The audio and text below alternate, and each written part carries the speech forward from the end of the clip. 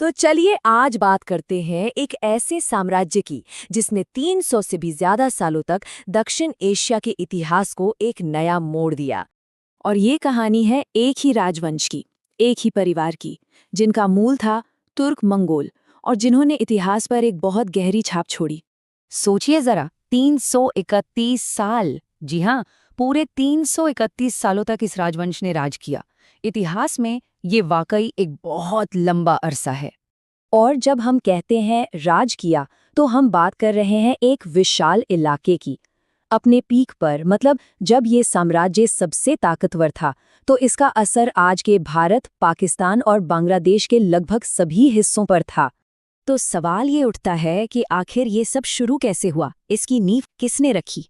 तो चलिए कहानी के बिल्कुल शुरुआत में चलते हैं और मिलते हैं इसके संस्थापक बाबर से, एक ऐसा राजकुमार जिसके पास अपना कोई राज नहीं था। देखिए, बाबर कोई यहीं का शासक नहीं था। वो तो फरगना घाटी से आया था और उसने अपनी शानदार मिलिट्री टैक्टिक्स, अपनी सैन्य रणनीति का इस्तेमाल करके पानीपत की लड़ाई में दिल्ली के सुल्तान को हराया और यहाँ एक नए साम्राज्य की बुनियाद रखी। और ये जीत कोई तुक्का नहीं थी, इसके पीछे एक सोची समझी रणनीति थी। बाबर की सेना में गजब की एकता और अनुशासन था। उनकी रफ्तार कमाल की थी और सबसे बड़ी बात, उन्होंने तोपखाने का इस्तेमाल किया, जो उस समय के लिए एक गेम चेंजर था। तो नींव तो रख दी गई, लेकिन एक छोटे से राज्य से एक महान और शक्तिशाली साम्राज्य बनने का सफर, वो कहलाता है इसका स्वर्ण युग। ये महान मुगलों का दौर था। ये हैं वो शुरुआती 6 महान मुगल, बाबर से लेकर औरंगजेब तक।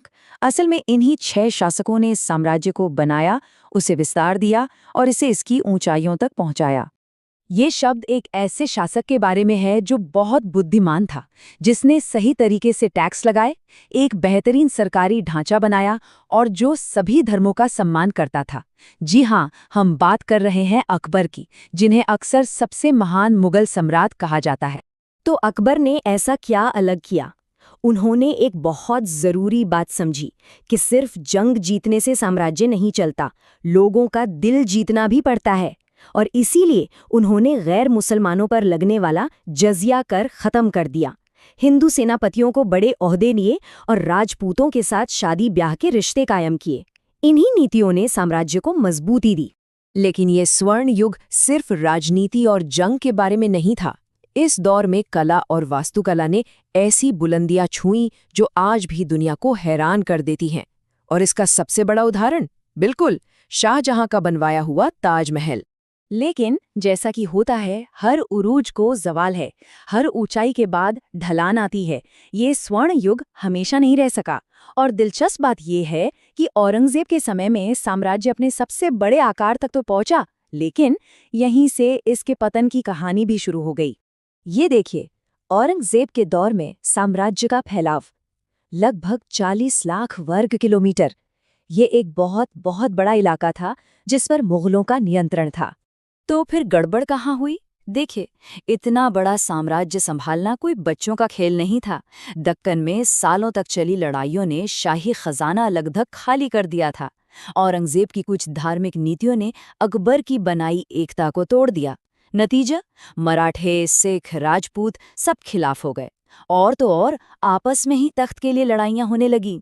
एक तरह से जिस विस्तार ने साम्राज्य को शिखर पर पहुंचाया, उसी ने इसके पतन के बीज भी बो दिए।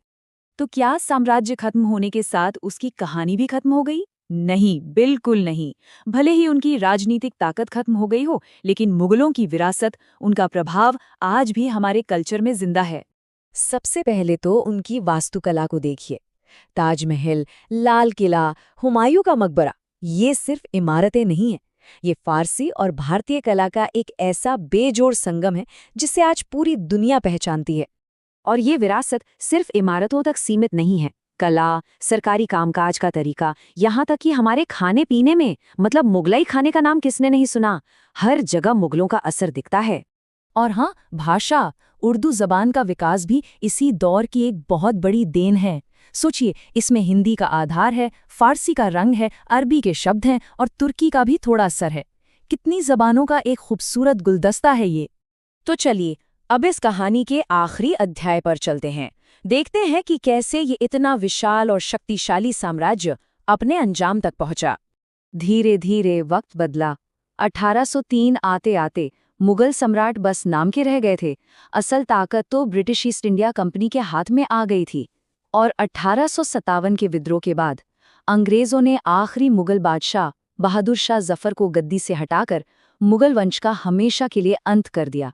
उन्हें देश से निकालकर बर्मा भेज दिया गया, जहां गुमनामी में ही उनकी मौत हो गई।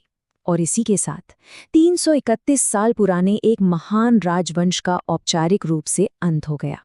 एक ऐसा साम्राज्य जिसने कभी इतने बड़े हिस्से पर राज किया था। तो आखिर में एक सवाल बचता है, साम्राज्य तो खत्म हो जाते हैं, बादशाह चले जाते हैं, लेकिन क्या उनकी विरासत, उनकी छाप वाकई कभी मिटती है? इस पर जरूर सोचिएगा।